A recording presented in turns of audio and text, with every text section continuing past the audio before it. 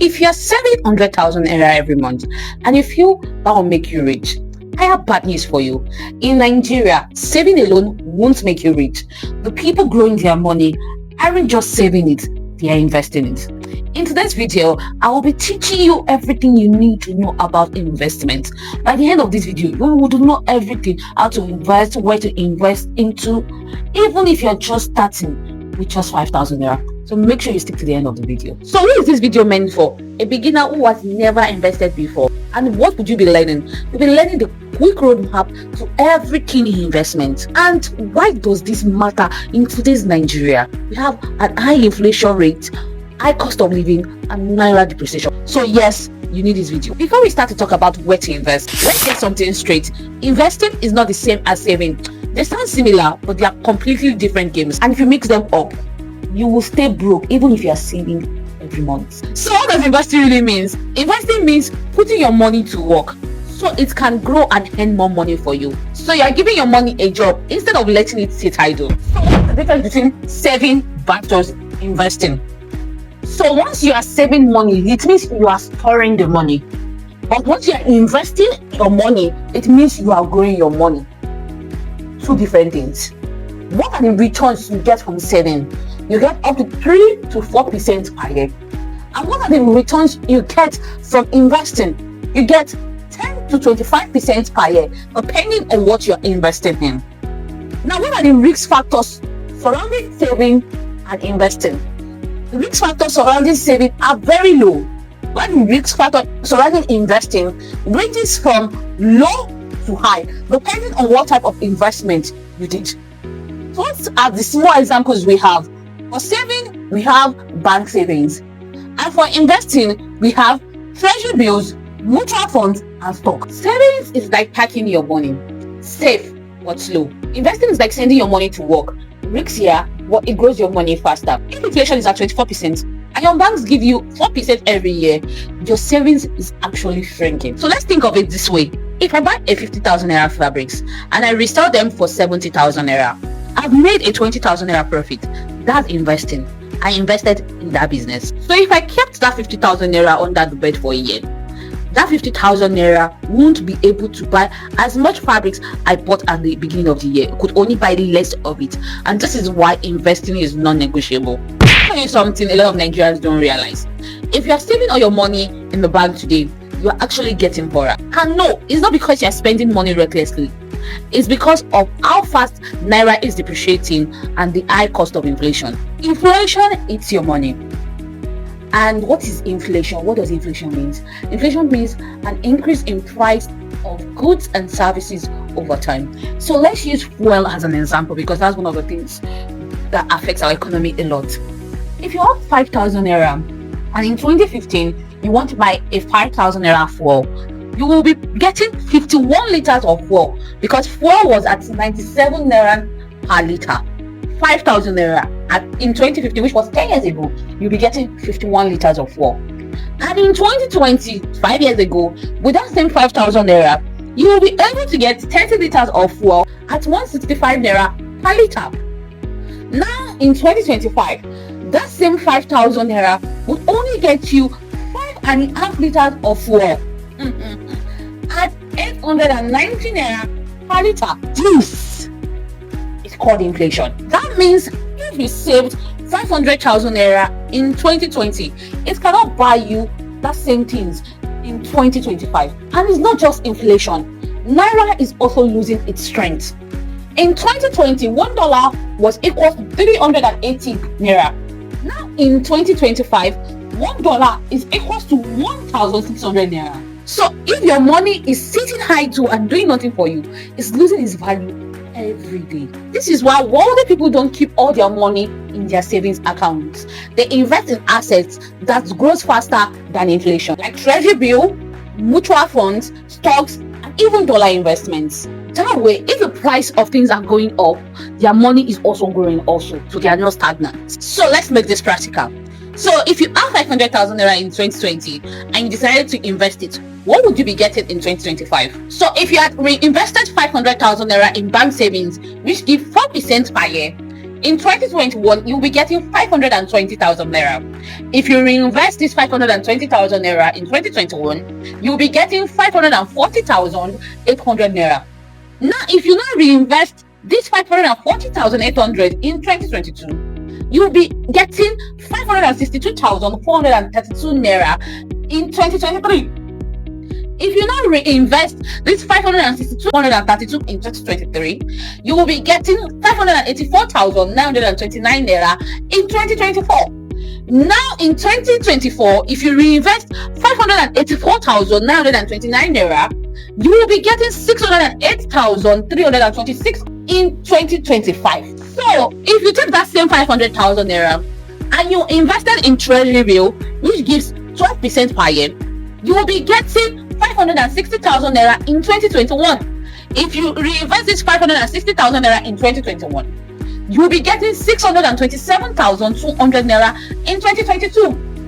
If you reinvest this 627,200 naira in 2022, you will be getting 702,464 naira in 2023. If this is reinvested, you will be getting 786,760 naira in 2024. If you reinvest the 786,760 naira in 2024, you'll be getting 881,171 in 2025. You see the difference? So now let's move to the final one. If you invest that same 500,000 in diversified stocks like mutual funds, bonds, stocks, ETFs, dollar investment, which gives 20% per year, you'll be getting 600,000 naira in 2021. If you reinvest this 600,000 naira in 2021, you'll be getting 720,000 naira in 2022. If you reinvest this 720,000 naira in 2022, you'll be getting 864,000 naira in 2023. If this is reinvested, you'll be getting 1,036,800 naira in 2024. And let's say this is now reinvested in 2024, you'll be getting 1,244,160 in 2025. That is over 100% increment of your initial deposit. Your 500k in 2020 becomes 608,000 naira in 2025 if you invested in bank savings. But the prices of food, fuel has tripled. You are actually losing purchasing power. Let's say you actually invested in treasury bill. By 2025, you would have gotten 881,000 naira. This is better than savings, but it barely beats inflation in Nigeria's economy today. By investing that same 500,000 naira in diversified stocks, you've grown your money to 1.2 million naira in 5 years. That's how wealthy people protect their purchasing power. That's the power between saving and investing. Now that you know why you must invest, where do you actually put your money?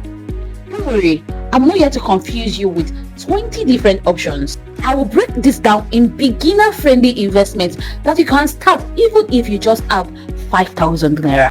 What are the beginner-friendly investment options that we have? These are their categories, their examples, their risks, and their returns. For low-risk beginner-friendly options, we have treasury bills, fixed deposits, mutual funds. Their risks are very low and you get within 8 to 15% returns.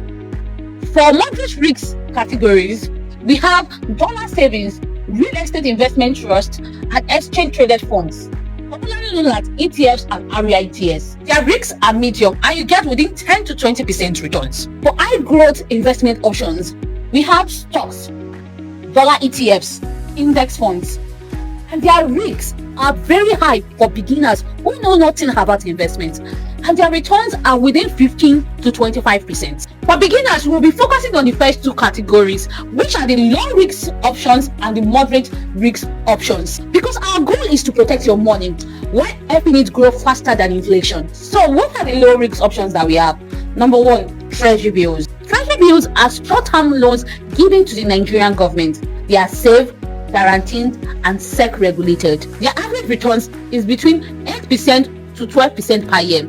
You can start with as low as 5,000 naira on platforms like Bamboo, iInvest, Investor, or from any of your banks. The next low risk option is called mutual funds. Mutual funds is when you pool your money with others to invest in stocks, bonds, commercial papers, or treasury bills. So there are some investors that requires a minimum entry point. So for commercial papers, the minimum entry point is about 5 million naira.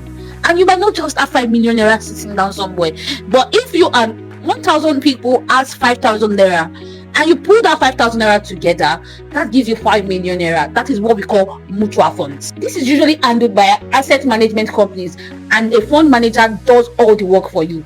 You don't have to do the work. And the average returns is within 8 to 15% per year. The apps you can get started with are ARM, Stanbic IPTC, Asset Management, and Cowrywise. And there are many more apps. You can make more research on apps like that. The next low risk options that we have is a fixed deposit account. Fixed deposit allows you to lock your money for a period of time in the bank and gives you interest higher than your normal savings. The returns are within 7 to 10% per year. You can do this at any bank. Just request from your account manager that you want to open a fixed deposit account. Now, let's move to the moderate risk options that we have. First on the list is dollar savings and investment. With naira depreciation, saving or investing in dollars help you to protect your wealth. Apps like Rice, Tracker, Bamboo, Trove allows you to invest in US ETFs, dollar savings, and global portfolios. Dollar savings gives about 5% to 7% per year.